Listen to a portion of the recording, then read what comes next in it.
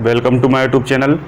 मेरे इस YouTube channel पर आप सभी लोगों का बहुत बहुत स्वागत है। सभी लोगों को एक साथ वेरी वेरी गुड इवनिंग।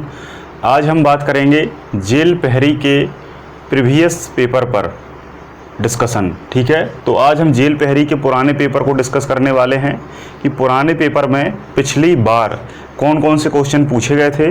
तो उनकी मैं यहाँ पर एक आपको सीरीज़ लेकर आया हूँ और उस सीरीज़ में मैं आपको सारे एक एक करके सारे क्वेश्चन कवर कराऊंगा, ठीक है। तो आज हम बात करेंगे जीके के बारे में, है ना। मैंने बेसिकली आपको जेल पहरी के एक छोटा सा वीडियो बनाकर सारे इन्फॉर्मेशन दे दी थी कि 20 नंबर का जीके आता है, 20 नंबर की साइंस आती है। तो ये अभी जीके का वीडियो है, फिर साइंस का वीडियो आएगा, फिर हिंदी का वीडियो भी मैं लाऊंगा और हो सकता है तो मैं मैथ्स का भी वीडियो ला दूंगा, ठीक है। तो मैथ्स भी अभी मैंने देखा था, काफ़ी इजी है, ज़्यादा कठिन नहीं है ना। बस मुझसे एक सवाल नहीं बन रहा था, बाकी 19 सवाल मुझसे बन गए थे, तो काफ़ी इजी है। तो आज हम जीएस पर बात करेंगे। एक बात याद रखना, इस वीडियो को आपको बहुत अच्छे से देखना है। बहुत सारे बच्चों के मन में ये होगा कि सर आप पुराने क्वेश्चन बता रहे हैं, ये पुराने क्वेश्चन तो अब आएंगे नहीं। पुराने क्वेश्चन बिल्कुल रिपीट होते हैं, बिल्कुल रिपीट होते हैं, बस उसको फोल्ड कर दिया जाता है, उसको मॉडिफाइड कर दिया जाता है। कैसे? जैसे अभी आपसे पूछ लिया कि metro train of the India कौन है, फिर आपसे पूछ लेगा मेट्रो ट्रेन की शुरुआत कब हुई थी, फिर आपसे पूछ लेगा मेट्रो ट्रेन कहाँ चलाई गई थी, फिर आपसे पूछ लेगा मेट्रो ट्रेन कितनी चली थी। बात समझ में आ रही है? अभी आपसे पूछ लिया कि चार मीनार कहाँ हैं, फिर आपसे पूछ लेगा कुतुब मीनार कहाँ है, फिर आपसे पूछ लेगा किसने बनवाई, फिर आपसे पूछ लेगा कब बनवाई, फिर आपसे पूछ लेगा वास्तुकार कौन है, फिर आपसे पूछ लेगा किस शहर में स्थित है, फिर आपसे पूछ लेगा किस नदी के तट पर स्थित है। तो कुल मिलाकर उसी को घुमा फिराकर क्वेश्चन बार बार पूछा जाता है। एक बार उसकी स्थापना, एक बार उसका सन, एक बार वो कहाँ स्थित है, एक बार वो किस नदी के किनारे स्थित है, एक बार किस राज्य में स्थित है, एक बार वो किसके द्वारा बनवाई गई। तो ऐसे बहुत तरीके हैं, बहुत क्वेश्चनों को बदला जाता है, रहता सब वही डाटा है।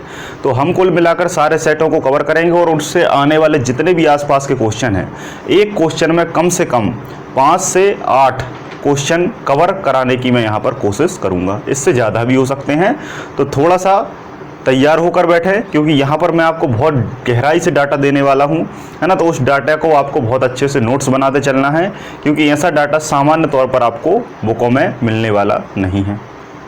बात क्लियर है? एक बात और याद रखना, बहुत सारे बच्चे मेरे लंबे वीडियो को नहीं देखते हैं, तो एक बार याद रखना कि जो लंबा वीडियो होता है वास्तविक डाटा उसी में होता है ना। तो दो काम होते हैं, या तो वीडियो छोटा बनता है या तो पूरी जानकारी मिलती है।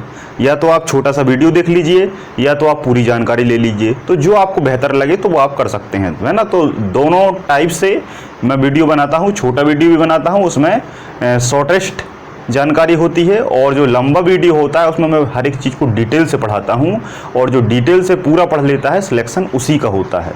एक बात याद रखना हमेशा कि सफलता का कोई शॉर्टकट नहीं होता। इस संसार में सफलता का कोई शॉर्टकट नहीं होता। आप बहुत शॉर्टकट मारने की कोशिश करते होंगे कि यार कोई मुझे ऐसा डायरेक्शन बता दे, कोई मुझे ऐसी बुक बता दे, कोई मुझे ऐसे नोट्स दे दे और मेरा सीधा सिलेक्शन हो जाए, मैं बस टीचर के पास जाऊं, वो मुझे खास चीज़ें पढ़ा दे और सिलेक्शन हो जाए। तो ऐसा कभी नहीं होता। कभी भी सफलता का कोई शॉर्टकट नहीं होता। आपको उसके पूरे रास्ते को तय करना पड़ेगा, और उस रास्ते में जो मुश्किलें हैं उनको आपको पढ़ना पड़ेगा, उनको समझना पड़ेगा, और निश्चित तौर पर आपका सिलेक्शन हो जाएगा। तो यहाँ पर हम पहले क्वेश्चन से शुरुआत करते हैं। नंबर 1, मध्य प्रदेश शासन द्वारा किस वर्ष आपदा प्रबंधन संस्थान की स्थापना की गई? किस वर्ष आपदा प्रबंधन? आपदा प्रबंधन सीधी सी आप जानते हैं कि मध्य प्रदेश में किसी भी प्रकार की आपदा, चाहे बाढ़ हो, भूकंप हो, भूस्खलन हो, किसी भी प्रकार की आपदा हो, वो फैल जाए तो उसको प्रबंध किया जाए। मतलब अगर कुछ लोग नुकसान में आ जाते हैं तो उनको सुरक्षा देने का काम। कभी हो सकता है आपको केवल डीएमआई लिखा हुआ आ जाए कि डीएमआई की स्थापना कब की गई, डीएमआई की स्थापना कब की गई। तो डीएमआई इंग्लिश में है तो हिंदी में भी वो इस तरीके से लिखकर दे सकता है, डीएमआई। तो आप समझ लेना, इसका मतलब भी वही होता है। इसका फुल फॉर्म होता है डिजास्टर मैनेजमेंट, है ना। डिजास्टर मैनेजमेंट इंस्टीट्यूट, है ना। संस्थान को इंस्टीट्यूट कहा जाता है। तो डिजास्टर मैनेजमेंट इंस्टीट्यूट इंग्लिश शब्द है, लेकिन हिंदी में भी लिख के आ सकता है। तो इसकी स्थापना कब की गई? 1987, है ना। यहाँ पर लिख देता हूँ मैं, 1987 में इसकी स्थापना की गई थी।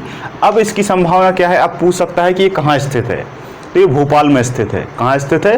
भोपाल में स्थित है। और एक बात मैं आपको बता दूं कि जब भी आप प्रबंधन शब्द देख लें, जब भी आप प्रबंधन शब्द देख लें, किसी भी प्रकार का प्रबंधन आपसे पूछ ले, किसी भी प्रकार का प्रबंधन आपसे पूछ ले, चाहे वो आपदा प्रबंधन हो, चाहे वो वन प्रबंधन हो, बात समझ में आ रही है, किसी भी प्रकार का आपका प्रबंधन संस्थान पूछे तो आपको आंख बंद करके भोपाल लगाना है।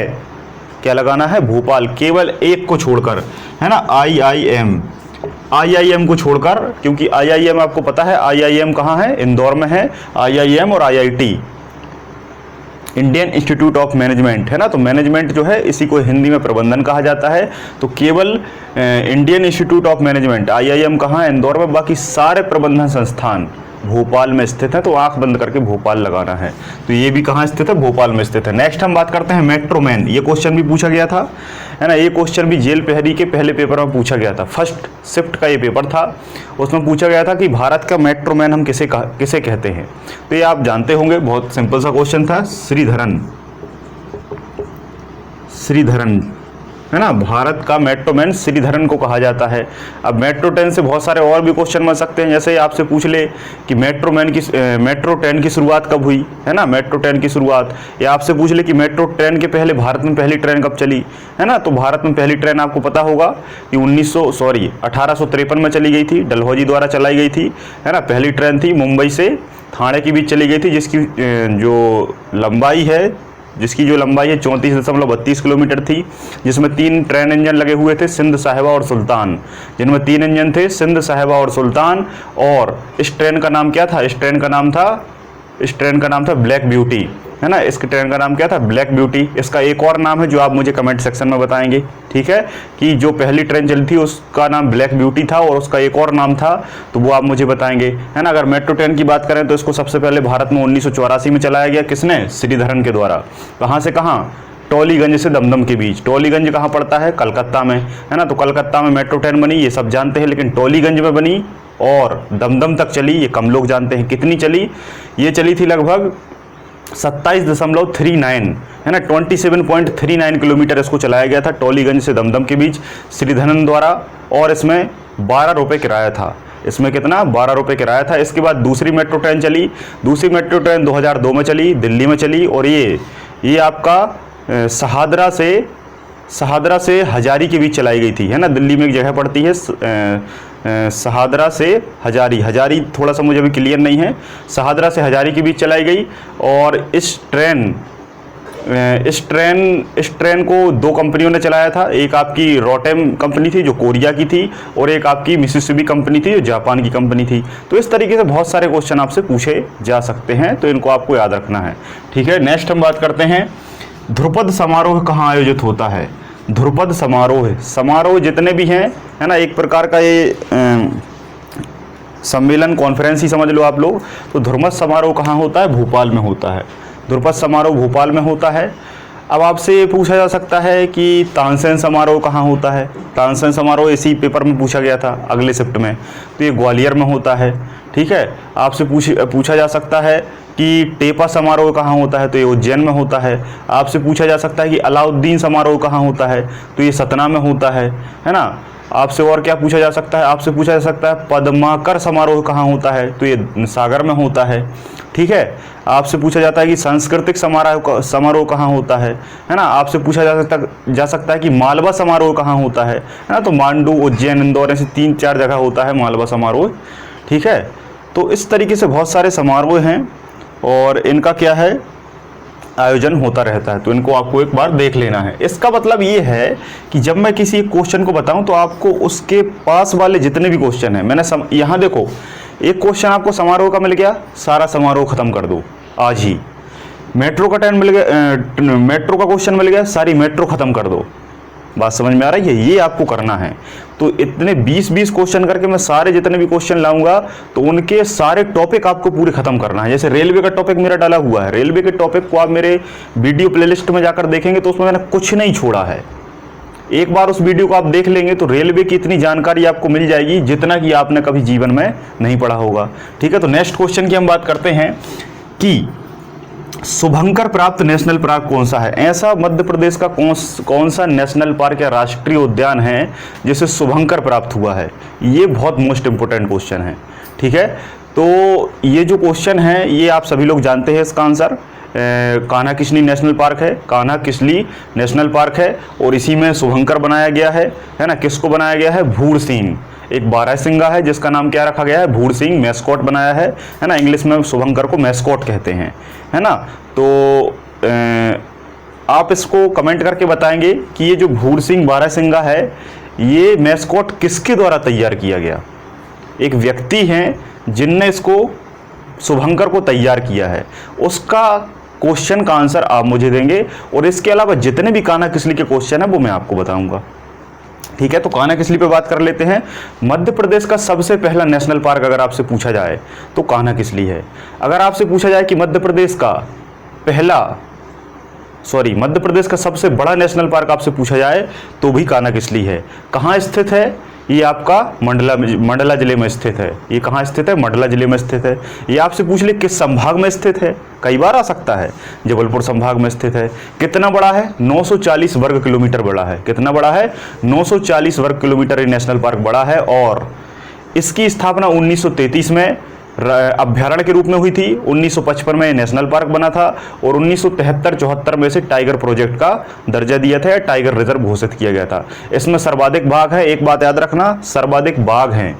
सर्वाधिक पर किलोमीटर वाले जो बाघ है उसकी संख्या वाला अभ्यारण्य अलग है ना, बांधवगढ़ आता है वो। ठीक है, तो 8 किलोमीटर पर बाघ मिलता है वहाँ पर। तो हालो और बंजर दो घाटियाँ हैं, वो इसी नेशनल पार्क में हैं। हालो और बंजर दो घाटियां हैं, और इसके साथ साथ एक हवाई पट्टी वाला नेशनल पार्क, एकमात्र हवाई पट्टी वाला नेशनल पार्क कान्हा किसली है।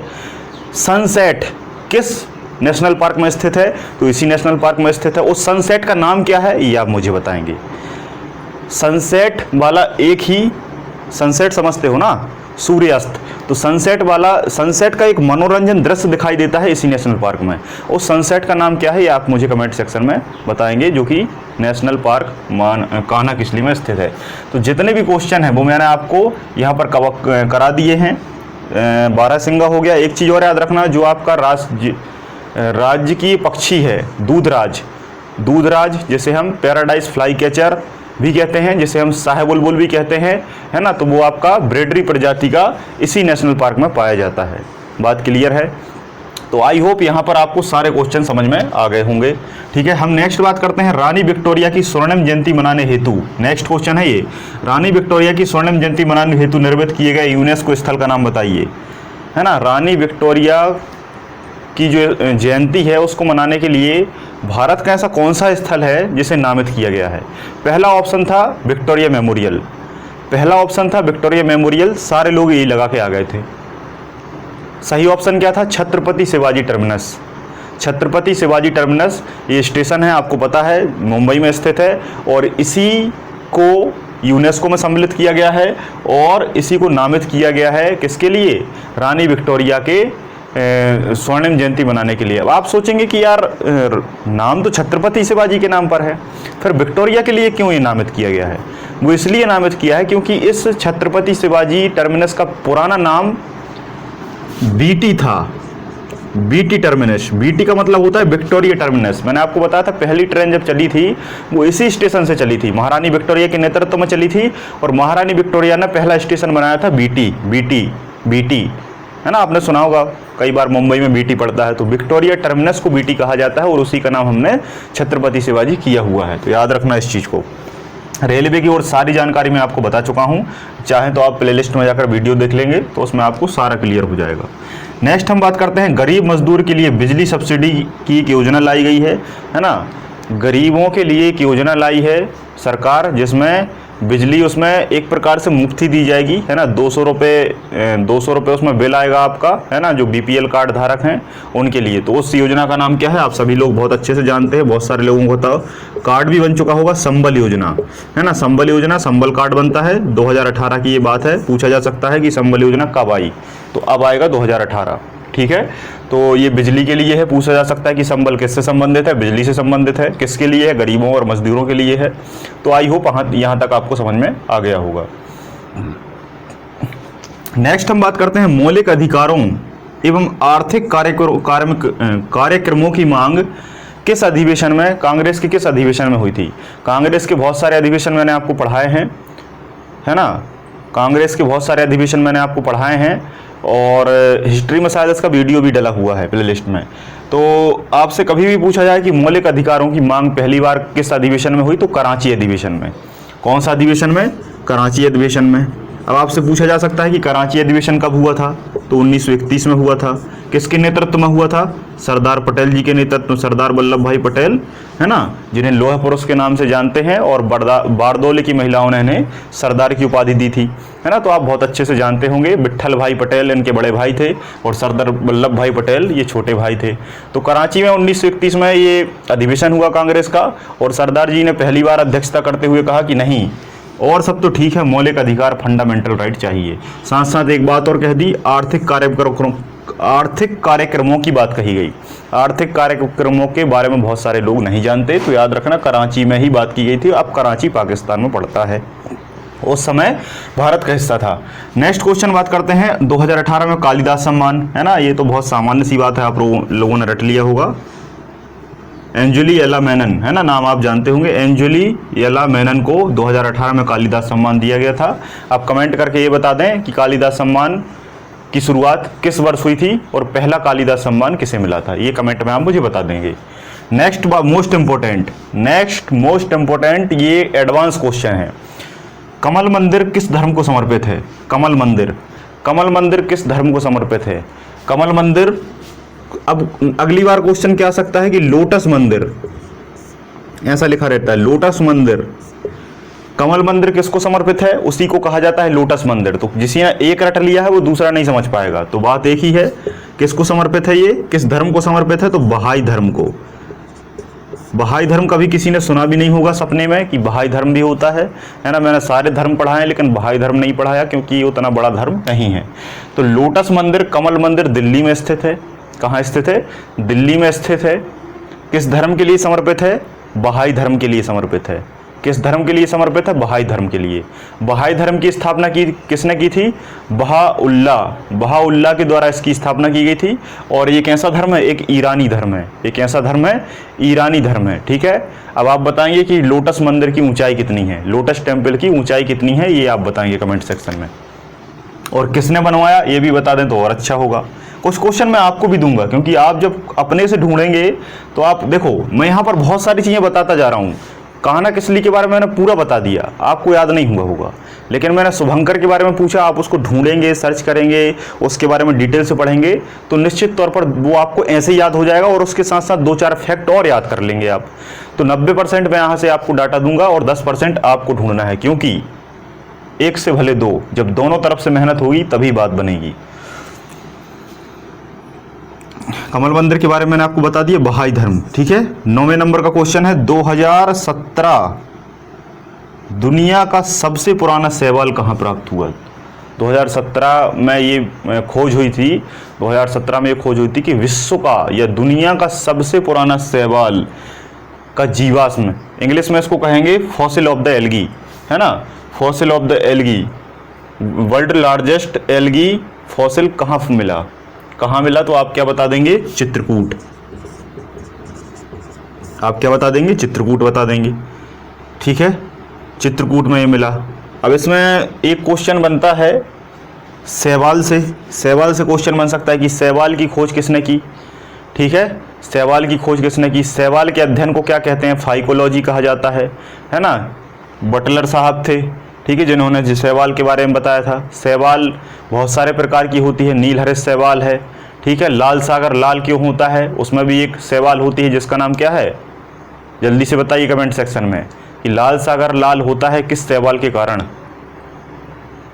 उस शैवाल का नाम है ट्राइकोडेसियम इरिथ्रियम। ट्राइकोडेसियम इरिथ्रियम शैवाल लाल सागर में पाई जाती है, और वो लाल सागर लाल दिखाई देता है क्योंकि ये शैवाल लाल होती है। कुछ नीली शैवाल होती है, कुछ हरी शैवाल होते हैं, कुछ भूरे शैवाल होते हैं, है ना। मशरूम भी कवक है।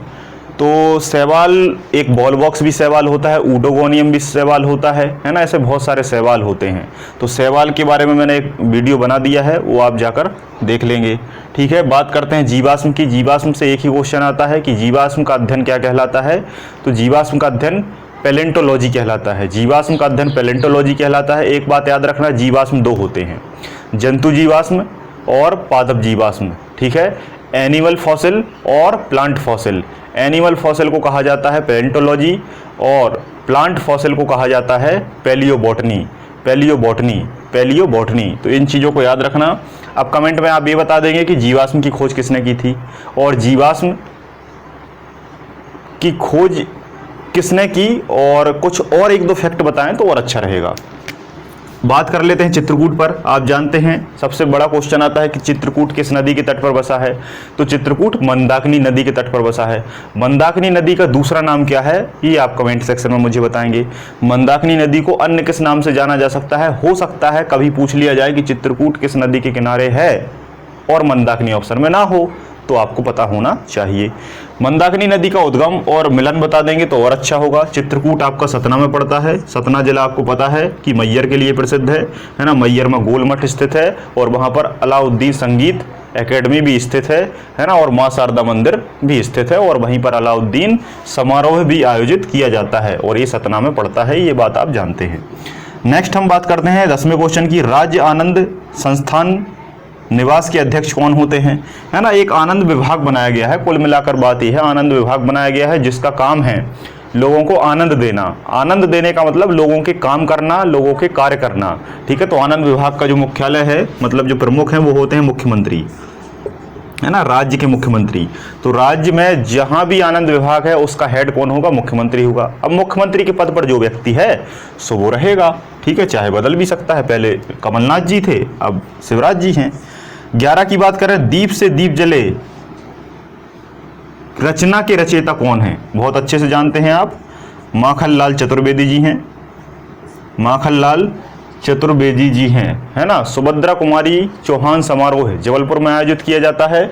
माखनलाल चतुर्वेदी समारोह खंडवा में आयोजित किया जाता है ना। एक बार इसको थोड़ा सा क्रॉस चेक कर लेंगे आप। माखनलाल चतुर्वेदी समारोह खंडवा में आयोजित किया जाता है और सुभद्रा कुमारी चौहान समारोह जबलपुर में आयोजित किया जाता है। एक बार आपको इसको क्रॉस चेक करेंगे, ठीक है। माखनलाल चतुर्वेदी के द्वारा दीप से दीप जले रचना रची गई थी। नेक्स्ट हम बात करते हैं आरबीआई की मौद्रिक नीति का विकल्प क्या है। इसमें बहुत सारे ऑप्शन थे जिसमें यह था कि आरबीआई क्या क्या कर सकती है। तो आरबीआई मौद्रिक नीति में एक ही काम करती है, मुद्रा स्फीति करती है, मुद्रा स्फीति और मुद्रा अभिस्फीति। इंग्लिश में कहा जाता है इन्फ्लेशन और डिफ्लेशन। इन्फ्लेशन और डिफ्लेशन आप बहुत अच्छे से जानते हैं। महंगाई की कीमत में लगातार वृद्धि होना इन्फ्लेशन कहलाता है, और महंगाई की कीमत में लगातार सस्ती आना या मंदी आना डिफ्लेशन कहलाता है ना। इन्फ्लेशन, डिफ्लेशन और डिसइन्फ्लेशन, ठीक है, रिफ्लेशन। बात समझ में आ रहा है? ये सब मैंने बहुत अच्छे से इकोनॉमी में समझाया है। प्लेलिस्ट में जाइए, इकोनॉमी को ढूंढिए और वहाँ पर आप इकोनॉमी की प्लेलिस्ट में ये सारे वीडियो देख लेंगे। वहाँ पर मैंने सारी मौद्रिक नीति, सारी मॉनेटरी पॉलिसी, इन्फ्लेशन क्या है, डिफ्लेशन क्या है ना, जीडीपी क्या है, एनडीपी क्या है, एनएनपी क्या है, जीएनपी क्या है, मौद्रिक नीति क्या होती है, प्रति व्यक्ति आय क्या है, सबको डिटेल से समझा दिया है, ठीक है। तो आरबीआई ने एक मौद्रिक नीति बनाई। मौद्रिक नीति का जो विकल्प है उसमें ऑप्शन था मुद्रास्फीति, और बहुत सारे अलग ऑप्शन थे जो कि आरबीआई से संबंधित नहीं थे। आरबीआई की कुछ हम बात कर लेते हैं। आरबीआई की स्थापना 1935 1 अप्रैल 1935 को हुई थी। कहाँ? कलकत्ता में। उसके बाद 2 साल बाद 1937 में से मुंबई स्थानांतरित कर दिया। इसके पहले गवर्नर ओसबर्न स्मिथ थे। और इसके पहले भारतीय गवर्नर सीडी देशमुख थे, ठीक है। 5 करोड़ की लागत से संस्था स्थापित की गई थी और वर्तमान गवर्नर इसके शक्तिकांत दास जी हैं। ये बात आप बहुत अच्छी तरीके से जानते हैं। आरबीआई को बैंकों का बैंक कहा जाता है, बैंकों का बाप कहा जाता है, क्योंकि ये सभी बैंकों का क्या है? मालिक है। आरबीआई में कोई भी व्यक्ति खाता नहीं खोल सकता। इस कथन को आप याद रखेंगे। कथन के रूप में क्वेश्चन आपसे पूछा जा सकता है ना। सभी बैंकों को नियंत्रित करने का काम भी आरबीआई का होता है, ठीक है। सारी नीतियां भी आरबीआई बनाता है, और सारे जितने भी पैसेज हैं, जो पैसे बनाने की जगह हैं, टकसाल हैं, है ना, और एसपीएम है, करेंसी नोट प्रिंटिंग प्रेस है, तो उन पर भी कंट्रोल आरबीआई का होता है। मेट्रोमैन के बारे में मैंने आपको बता दिया है। नेक्स्ट हम बात करते हैं बैरन द्वीप। बैरन द्वीप असल में क्या है? ज्वालामुखी है। बैरन द्वीप क्या है? ज्वालामुखी है। सीधा सा आपसे क्वेश्चन पहला पूछा जाए कि बैरन द्वीप क्या है? ज्वालामुखी है। बैरन द्वीप कहाँ स्थित है? अंडमान निकोबार द्वीप में स्थित है। बैरन द्वीप कैसा ज्वालामुखी है? सक्रिय ज्वालामुखी है। कैसा ज्वालामुखी है? सक्रिय ज्वालामुखी। याद कैसे करेंगे? बेरन। बेरन में क्या आ रहा है? रन। रन मतलब दौड़ना, और दौड़ता कौन है? जो सक्रिय होता है। तो कैसा ज्वालामुखी है? सक्रिय ज्वालामुखी है। सक्रिय ज्वालामुखी का मतलब होता है वह ज्वालामुखी जिससे लावा और मैग्मा लगातार उद्गार होता रहता है ना। पृथ्वी की सतह पर एक दरार आती है, दरार आने के बाद यहाँ से ब्रेक होता है और यहाँ से क्या निकलने लगता है? मैग्मा निकलने लगता है, और ये मैग्मा ठंडा होकर यहाँ पर लावा बन जाता है ना। आपने बहुत बड़ी बड़ी चट्टान देखी होंगी, बहुत बड़े बड़े काले पत्थर देखे होंगे, तो जो काले पत्थर हैं वो लावा कहलाते हैं, और वही किस से बने हैं? ज्वालामुखी प्रोसेस से बने हैं। तो ज्वालामुखी 3 प्रकार का होता है। एक सक्रिय ज्वालामुखी होता है जिसमें लगातार लावा निकलता रहता है, कभी खत्म नहीं होता, कभी बंद नहीं होता। दूसरा ज्वालामुखी होता है सुषुप्त ज्वालामुखी, जिसे हम डोरमेंट ज्वालामुखी या डोरमेंट वॉल्केनो कहते हैं। इसमें कभी निकलता है, कभी नहीं निकलता। एक होता है आपका शांत ज्वालामुखी, जिसे हम साइलेंट वॉल्केनो कहते हैं, जिसमें कभी भी नहीं निकलता। एक बार निकला था, तब से वो शांत पड़ा हुआ है। तो भारत में 2 ज्वालामुखी हैं, एक बेरन द्वीप है ना, जो सक्रिय ज्वालामुखी है, अंडमान निकोबार द्वीप में स्थित है, और यहीं पर एक और इसके पास स्थित है नारकोंडम। नारकोंडम ज्वालामुखी वो आपका सुषुप्त ज्वालामुखी है, कहीं कहीं शांत भी लिखा रहता है, तो थोड़ा सा उसे क्रॉस चेक कर लीजिएगा। ज्वालामुखी में बहुत सारी चीज़ें निकलती हैं, बहुत सारी कंडीशन बनती हैं, है ना। इसमें लावा निकलता है, मैग्मा निकलता है, प्यूमिस निकलता है ना। और बहुत सारे इसमें क्वेश्चन पूछे जाते हैं कि क्रेटर क्या है, काल्डेरा क्या है, बड़ा काल्डेरा क्या है, छोटा काल्डेरा क्या है, ठीक है। बहुत सारे क्वेश्चन बनते हैं, तो इनको आप बहुत अच्छे से चेक कर लीजिएगा, ठीक है। चलिए नेक्स्ट हम बात करते हैं चार मीनार कहाँ स्थित है। ये क्वेश्चन पूछा गया था, ये क्वेश्चन पूछा गया था कि चार मीनार कहाँ स्थित है, ठीक है। तो चार मीनार कहाँ स्थित है, ये आप सभी लोग आप जानते हैं, आप लोग सभी जानते हैं कि चार मीनार कहाँ स्थित है। ये आपका हैदराबाद में स्थित है, ये आपका हैदराबाद में स्थित है। अगर हैदराबाद का भी ऑप्शन में ना है तो तेलंगाना लगा देना, ठीक है। अब क्वेश्चन क्या आ सकता है कि चार मीनार जो है, चार मीनार जो है ये किस नदी के किनारे स्थित है, तो आप लगाएंगे कि मूसी नदी के किनारे स्थित है। फिर आपसे पूछा जा सकता है कि चार मीनार किसके द्वारा बनाई गई, तो आप लगाएंगे कुली कुतुब शाह, कुली कुतुब शाह के द्वारा चार मीनार बनाई गई। फिर आपसे पूछा जा सकता है कि चार मीनार की ऊंचाई कितनी है, तो आप लगाएंगे 47.8 मीटर लगभग इसकी ऊंचाई है ना। 48.7 इसकी ऊंचाई है। फिर आपसे पूछा जा सकता है कि इसकी वास्तुकार कौन है, तो आप लगाएंगे मोमिन अडियार वारी या कहीं कहीं अडियार वारी भी लिखा रहता है, तो इसके क्या थे, वास्तुकार थे। फिर आपसे पूछा जा सकता है कि चार मीनार जो है इसे क्या उपमा दी गई है, तो इसे पूर्व का ऑर्किड ट्रायम्फ कहा जाता है। इसे पूर्व का ऑर्किड ट्रायम्फ कहा जाता है। ऑर्किड ट्रायम्फ एक संरचना पश्चिम देशों में भी है, तो उसी का पूर्वी देशों में ये संरचना है, मतलब ये इमारत है, और इसे उपमा दे दी गई है। तो पूर्व का ऑर्किड ट्रायम्फ भी इसे कहा जाता है। एक बार भी आप हमने क्वेश्चन पूछा था और मुझे अभी भी याद आ रहा है, एक बच्चे ने मुझसे क्वेश्चन किया था क्लास में, है ना, लास्ट क्लास में जब मैं बैच ले रहा था तब उसने क्वेश्चन किया था कि सर भारत में ऐसी कौन सी इमारत है जो प्लेग उन्मूलन के कारण बनाई गई थी। मतलब प्लेग उन्मूलन मतलब प्लेग को ख़त्म करने के उसके उपलक्ष्य में इसको बनाया गया था। ये क्वेश्चन एक लड़के ने मुझसे पूछा था 4 बजे वाले बैच में, लेकिन मुझे अभी क्लियर याद नहीं आ रहा कि वो किसने पूछा था।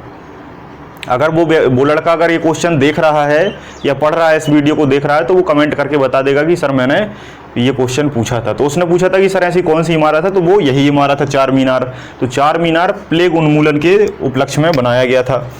अगले क्वेश्चन की बात करें, एमपी में भारत के प्रथम एकीकृत नियंत्रण कमान का शुभारंभ किया गया है। मध्य प्रदेश में भारत का प्रथम एकीकृत नियंत्रण कमान। एकीकरण का मतलब होता है कि एक ही संस्था बने जो सबका क्या करे, नियंत्रण करे, है ना। तो उसको कमान का शुभारंभ किया, जिसका नाम क्या है, जिसका नाम है Bhopal smart city development corporation limited. Bhopal smart city development corporation limited, है ना, एकीकृत है, ये सबको एक साथ डेवलप करेगा। नेक्स्ट हम बात करते हैं बाण सागर परियोजना की।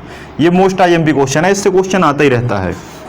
क्वेश्चन क्या आया था कि बाण सागर परियोजना में कौन सा राज्य सम्मिलित नहीं है।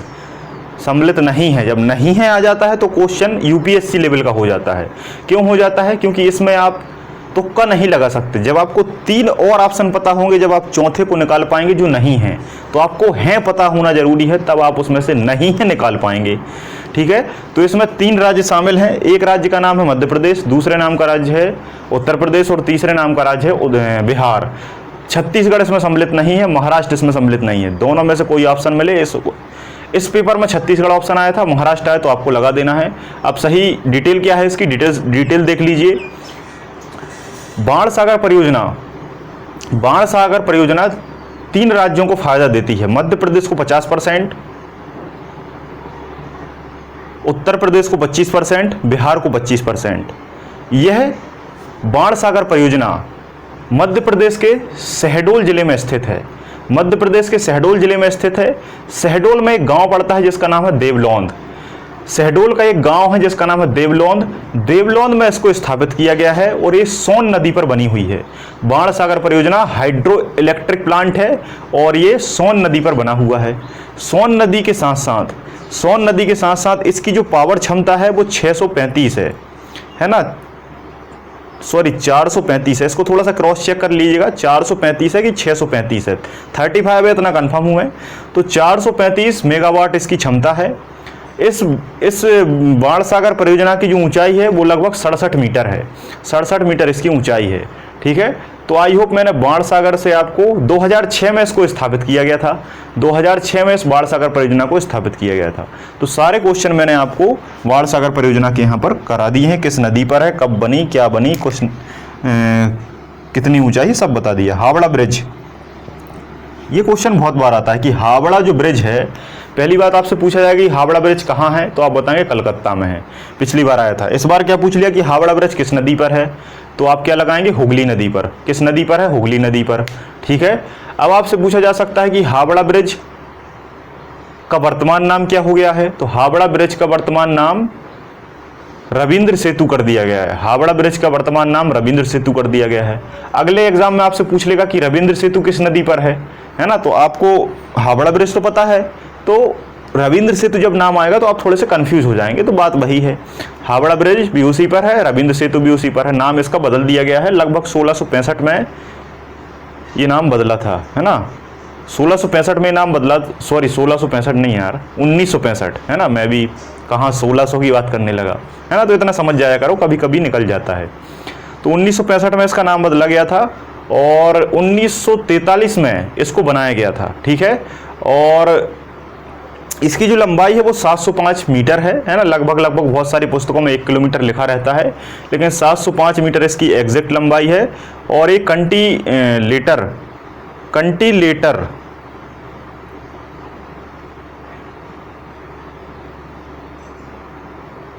थोड़ा सा इसको चेक कर लेना, कॉन्टिलेटर टाइप का ये ब्रिज है ना। ऐसा एक बार क्वेश्चन पूछा गया था। नेक्स्ट हम बात करते हैं 19वें क्वेश्चन की। स्मार्ट सिटी मिशन कब शुरू हुआ, सभी जानते हैं। Smart city mission Modi ji आए, कब आए, 2014 में, और अगली साल उन्होंने कारनामा कर दिया। 2015 में स्मार्ट सिटी मिशन आया था, सभी जानते हैं। अंतिम क्वेश्चन पर हम बात करते हैं शहर से बेघर लोग।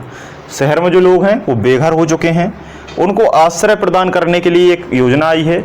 उनको आश्रय प्रदान करने के लिए एक योजना आई है जिसको हम क्या कहते हैं, राष्ट्रीय शहरी आजीविका मिशन। क्या कहते हैं, राष्ट्रीय शहरी आजीविका मिशन। ऐसे क्वेश्चन डिप्लोमेटिक होते हैं, इन क्वेश्चनों को आप वहीं देखेंगे। 4 ऑप्शन रहेंगे, उसमें से थोड़ा सा छांटना। राष्ट्रीय होगा, सीधी सी बात है, शहर की बात है तो शहर होगा, आजीविका आप जानते हैं, है ना, और मिशन मतलब मिशन, है ना। तो इस तरीके से ये आज के क्वेश्चन हमने यहाँ पर डिस्कस कर लिए हैं, है ना। लगभग 20 क्वेश्चन के साथ साथ मैंने बहुत सारे क्वेश्चन आपको कवर अप करा दिए हैं, है ना। तो कमेंट सेक्शन में सभी को कमेंट देना है, इसमें सभी को लाइक करना है, सभी को शेयर करना है, सभी को सब्सक्राइब करना है। ठीक है, कमेंट सेक्शन में जरूर कमेंट करेंगे कि वीडियो कैसा लगा। वीडियो में कोई कमी है तो वीडियो में कमी बताइएगा, उसको हम अगले वीडियो में सुधार करने की कोशिश करेंगे, है ना। जो अपडेट है वो अपडेट आप चाहते हैं, उस अपडेट को भी हम लाएंगे। अगर कोई बात अच्छी लगी है तो उसको भी आप बता दीजिएगा। ठीक है, और अगला वीडियो हमारा साइंस का आएगा, और साइंस काफ़ी बड़े लेवल पे पूछी गई है। जब मैंने इस पेपर का एनालिसिस किया तो सारे सब्जेक्ट बिल्कुल नॉर्मल हैं, सारे सब्जेक्ट बिल्कुल नॉर्मल हैं, बच्चों टाइप क्वेश्चन है। लेकिन साइंस को इस तरीके से पूछा गया है कि साइंस में क्वेश्चनों को रिलेट कराना भी मुश्किल है। साइंस में साइंस पूछी ही नहीं गई है। साइंस में एक्चुअल में साइंस का यूजेस पूछा गया है, साइंस का वर्किंग जो सिस्टम होता है वो पूछा गया है। तो साइंस एक बहुत बड़े लेवल पे पूछी गई है, तो उसको मैं अगले वीडियो में आपको कवर कराऊंगा, अच्छे से कराऊंगा। अधिक क्वेश्चन लिंक होने की संभावना उसमें कम है ना, क्योंकि एग्जाम्पल बेस्ड क्वेश्चन है ना। तो कमेंट जरूर करें। आज के इस लेक्चर में आप सभी लोगों का बहुत बहुत धन्यवाद। जय हिंद, जय भारत।